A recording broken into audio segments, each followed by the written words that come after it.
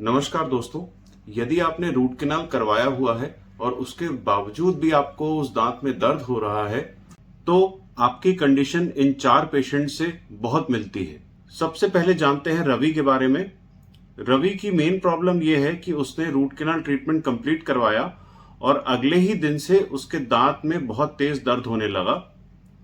हालांकि 2-3 दिन में ही उसका दर्द धीरे धीरे करके कम होने लगा, परंतु अभी भी दर्द उसके दांत में बाकी है और वो कंफ्यूज्ड है कि अब वो क्या करे। वहीं तमस ने भी रूट कैनाल ट्रीटमेंट कंप्लीट कराया और अगले ही दिन से उसको तेज दर्द उस दांत में होने लगा, परंतु उसका दर्द कम नहीं हो रहा बल्कि बढ़ता ही जा रहा है और वो भी कंफ्यूज्ड है कि उसको अब क्या करना चाहिए।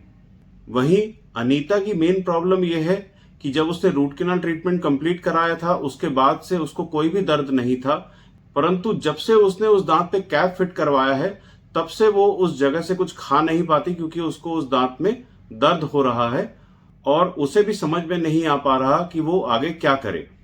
अमन की मेन प्रॉब्लम यह है कि उसने रूट कैनाल भी कंप्लीट करा लिया, उसके ऊपर से फिलिंग और कैपिंग भी करवा ली है और इसको करवा के उसको 1 आध साल हो चुका है, परंतु उस दांत में हमेशा खाना खाते समय कुछ ना कुछ फंस जाता है और फिर उसके बाद में उसको उस दांत में तकलीफ होने लगती है और उसको भी अब समझ में नहीं आ पा रहा है कि उसने ट्रीटमेंट तो पूरा कंप्लीट करा लिया है, परंतु अब ये प्रॉब्लम उसको क्यों हो रही है।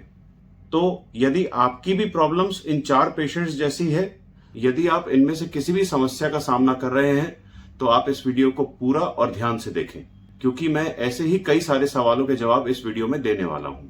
रूट कैनाल का जो दर्द होता है उसको आसानी से समझाने के लिए मैंने इस दर्द को 2 भागों में डिवाइड किया है। एक होता है इमीडिएट पेन और एक होता है लेट पेन। इमीडिएट पेन वो पेन होता है जो कि first day of root canal completion, इसका मतलब है कि जिस दिन आपने रूट कैनाल कंप्लीट कराया था उस दिन से लेकर अगले 7-8 दिन के बीच में हो सकता है। और लेट पेन वो पेन होता है जो कि 7-8 दिन के बाद शुरू होता है। 7-8 दिन के बाद शुरू होता है, इसका मतलब है कि वो 7-8 दिन बाद भी शुरू हो सकता है, 15 दिन बाद भी शुरू हो सकता है, 1 महीने बाद, 6 महीने बाद, 1 साल बाद, 2 साल बाद, कभी भी शुरू हो सकता है। रूट कैनाल ट्रीटमेंट के दर्द में एक तीसरा पार्ट भी होता है जो कि होता है पेन फ्रॉम नेबरिंग टीथ, जिसके बारे में हम आगे चल के चर्चा करेंगे। परंतु पहले हम समझ लेते हैं कि इमीडिएट पेन क्यों होता है और लेट पेन क्यों होता है। इमीडिएट पेन का सबसे पहला कारण होता है प्रोसीजरल पेन। देखिए, जब रूट कैनाल ट्रीटमेंट करते हैं तो सबसे पहले ऊपर से सड़न को हटाया जाता है और फिर अंदर रूट कैनाल की फाइल्स डाल के अंदर से जो नस का जो चेम्बर रहता है, जो पल्प चेम्बर रहता है, उसको पूरा क्लीन किया जाता है। इस क्लीनिंग के दौरान में जो रूट कैनाल की फाइल्स हैं वो अंदर जाके हड्डी को भी टच करती हैं, जिससे हड्डी को थोड़ी बहुत चोट पहुंच सकती है और उसमें थोड़ी सूजन आती है। तो इसके कारण भी आपको रूट कैनाल ट्रीटमेंट के इमीडिएटली बाद कुछ दिन तक दर्द हो सकता है। इसके अलावा जब रूट कैनाल ट्रीटमेंट किया जाता है तो कुछ केमिकल्स का इस्तेमाल भी किया जाता है और रूट कैनाल फिलिंग के समय भी कुछ मटेरियल्स का इस्तेमाल किया जाता है जो कि हड्डी से जब टच होते हैं तो हड्डी में सूजन पैदा कर सकते हैं और जिसके कारण आपको थोड़ा बहुत दर्द कुछ दिन तक हो सकता है। तो ये जो प्रक्रिया रहती है रूट कैनाल की, इसके कारण भी आपको रूट कैनाल कंप्लीट हो जाने के बाद में 7-8 दिन तक दर्द रह सकता है दांत में। इमीडिएट पेन का दूसरा कारण होता है पेन ड्यू टू इन्फेक्शन, मतलब कि रूट कैनाल करते समय में इन्फेक्शन थोड़ा बहुत अंदर रह गया है और यही इन्फेक्शन दांत में दर्द पैदा कर रहा है। अब सबसे इंपॉर्टेंट सवाल ये आता है कि कैसे पहचाना जाए कि ये प्रोसीजर का पेन है जो कि बहुत ही जल्द अपने आप ही ठीक हो जाएगा या फिर इन्फेक्शन का पेन है और जिसके लिए आपको दोबारा इलाज कराना पड़ेगा। तो इसके लिए मैं आपको बहुत ही सिंपल कुछ पॉइंट्स बताने वाला हूं, इसको आप ध्यान से देखें।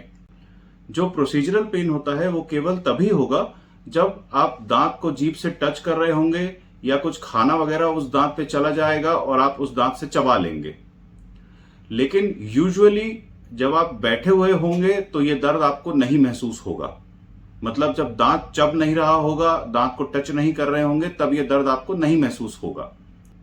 और यूजुअली जो दर्द होता है ये धीरे धीरे करके कम होता जाता है, 7-8 दिन में पूरा खत्म हो जाता है। जो इन्फेक्शन के कारण पेन होता है वो पूरे समय दर्द आपको बना रहेगा, चाहे आप खाना चबा रहे होंगे, चाहे आप खाली बैठे होंगे, तो ये दर्द पूरे समय ही आपको बना रहेगा और ये दर्द कम नहीं होता है बल्कि ये दर्द धीरे धीरे करके बढ़ता ही जाता है और 7-8 दिन के बाद भी ये दर्द आपको बना ही रहेगा। तो ये कुछ पॉइंट्स हैं जिससे आप इजीली समझ सकते हैं कि आपको प्रोसीजरल पेन हो रहा है या फिर इन्फेक्शन का पेन है। यदि आपका पेन प्रोसीजरल पेन है तो आपको इसमें कुछ करने की आवश्यकता नहीं होती है। आपके डॉक्टर्स आपको कुछ पेन किलर्स प्रिस्क्राइब कर देते हैं जो कि आप ले सकते हैं और ये दर्द जो है ये धीरे धीरे करके कम होता जाता है और अपने आप ही खत्म हो जाता है।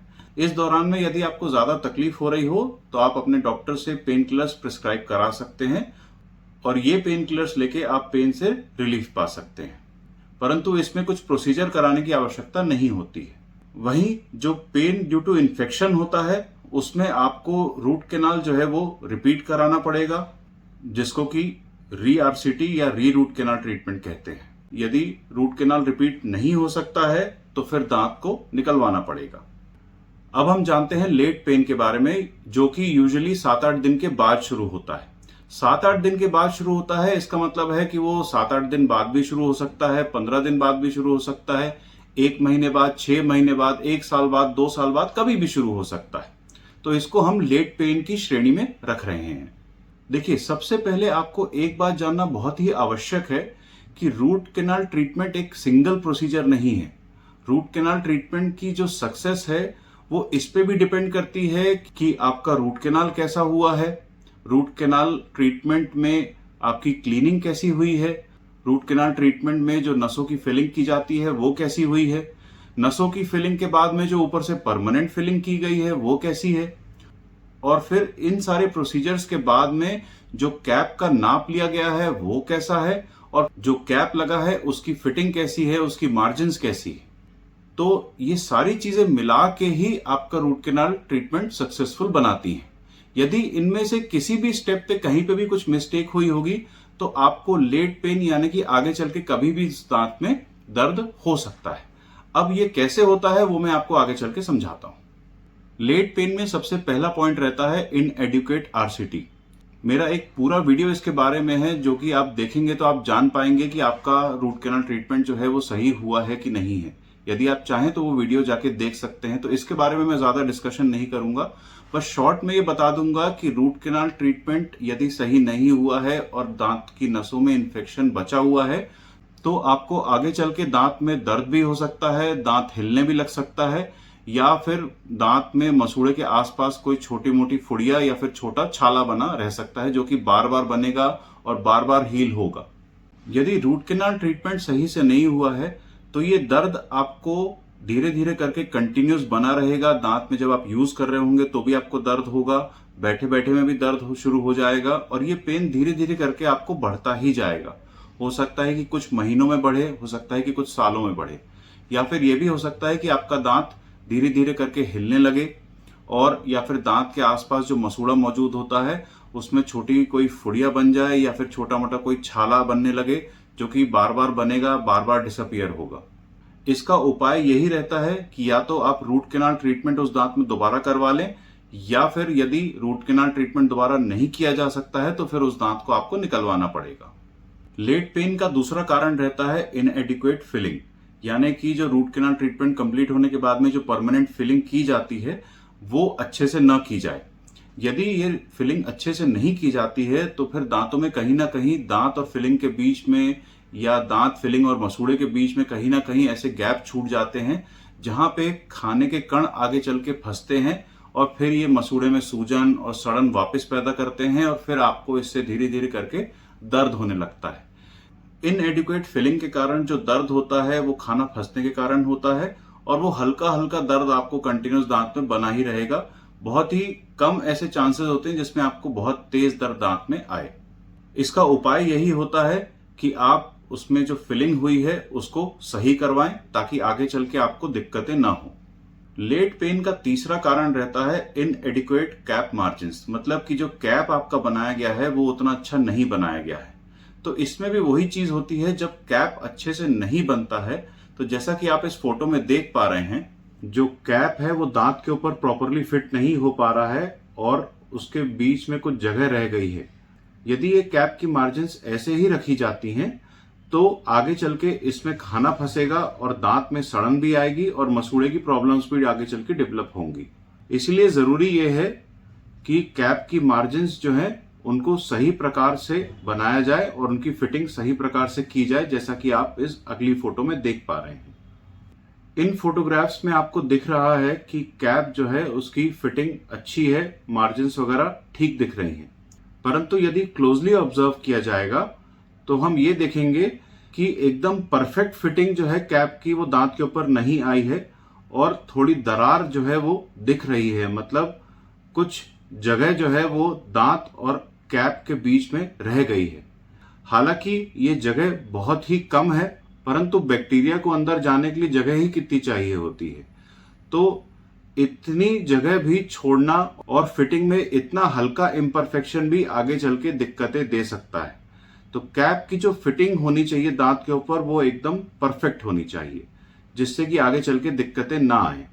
यदि कैप की मार्जिन्स इम्परफेक्ट रहेंगी तो आगे चल के इसमें खाना फंसेगा और अंदर ही अंदर दांत सड़ने भी लगेगा और मसूड़े की दिक्कतें भी डेवलप होने लगेंगी और इससे आपको आगे चल के हल्का हल्का दर्द वहां पे आने लगेगा।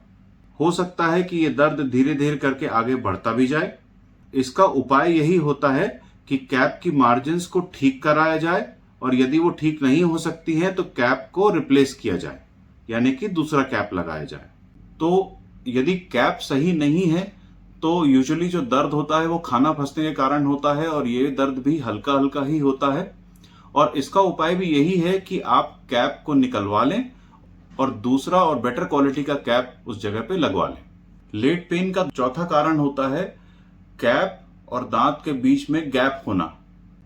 ये गैप का पता आपको तब चलेगा जब आप कुछ खा रहे होंगे और कैप और दांत के बीच में खाना फंसने लगेगा। ये जो गैप हो सकता है ये दो कारणों से हो सकता है। एक जो कारण रहता है वो रहता है दांत और कैप के बीच में क्लियर कट गैप होना, जैसा कि आप इस फोटो में देख पा रहे हैं।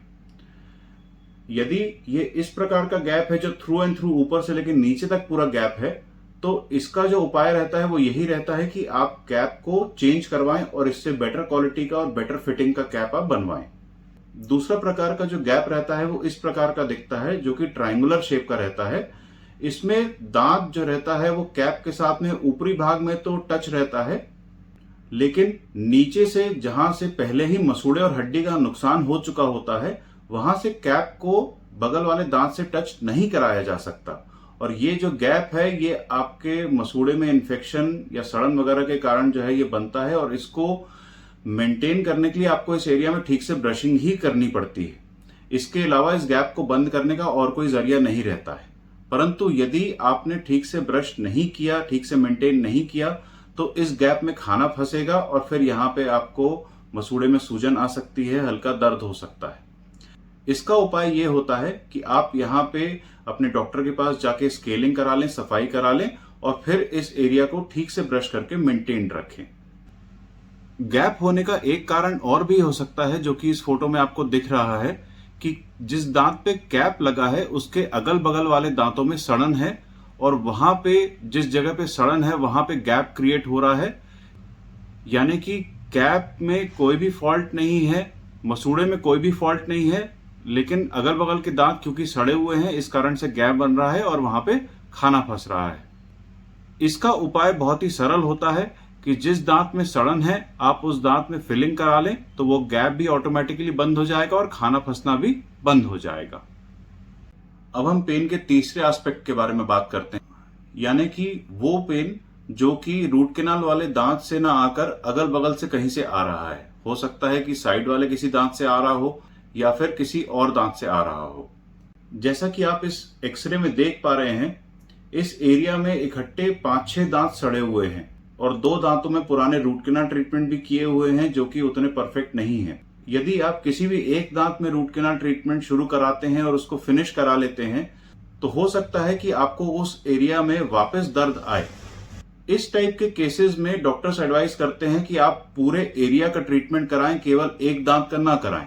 परंतु समय के अभाव में या फाइनेंशियल अभाव में कई बार पेशेंट्स एक आध दांत का ट्रीटमेंट कंप्लीट करा लेते हैं और फिर बाकी दांतों को सड़ा हुआ ऐसे ही छोड़ देते हैं, जिससे कि आगे चल के अगल बगल के जो सड़े हुए दांत रहते हैं उनमें भी दर्द उत्पन्न होता है और फिर पेशेंट्स को ऐसा लगता है कि जिस दांत में रूट कैनाल कराया है उसमें दर्द हो रहा है, जबकि एक्चुअली में दर्द जो है वो अगल बगल कहीं से आ रहा होता है।